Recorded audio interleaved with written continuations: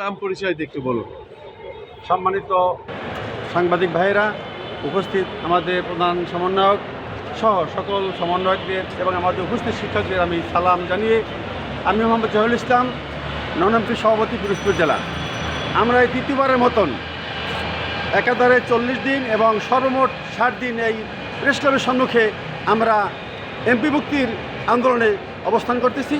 আমাদের আন্দোলনের প্রায় আমরা দ্বার প্রান্তে এসে পৌঁছেছি। আমরা আশা করব আমাদের দেওয়া ওয়াদা সরকার বাহাদুর বাস্তবায়ন করবেন এবং আগামী সপ্তাহের প্রথম দিকেই আমাদের এমপি মুক্তির সকল নীতিমালা চূড়ান্ত করে আমাদের এমপি মুক্তির জন্য বিজ্ঞাপন প্রকাশ করবেন।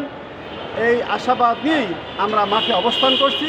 আশা করব আমাদের এই যে মানবতার জীবন, আমরা যে এই প্রেস ক্লাবের সম্মুখে খোলা মাঠে মশা মাছির সাথে জীবন কাটাচ্ছি, মশারিবিহীন আমরা এই মাঠে অবস্থান করতেছি, এই সমস্ত দিক বিবেচনা করে এবং আমরা শিক্ষকরা আজ থেকে 20 থেকে 25 বছর যাবৎ অনেক শিক্ষক আমাদের প্রায় রিটায়ারমেন্টের কাছে আমরা পৌঁছে গিয়েছি। অতএব এবং অনেক শিক্ষক আমাদের যাবৎকাল আমাদের ননএমপি অবস্থায় 17 জন শিক্ষক মারা গিয়েছেন। এই সমস্ত দিক বিবেচনা করে সরকার বাহাদুর, শিক্ষা উপদেষ্টা, শিক্ষা অর্থ মন্ত্রণালয়ের অর্থ সচিব সহ আমাদের মাননীয় প্রধান উপদেষ্টা সকলে আমাদের এই বিষয়টাকে বিবেচনা নিয়ে আমাদের অতি দ্রুততম সময়ের মধ্যে প্রজ্ঞাপন জারি করে আমাদের এমপি মুক্তির আদেশ দিয়ে বাড়ি ফেরার ব্যবস্থা করবেন।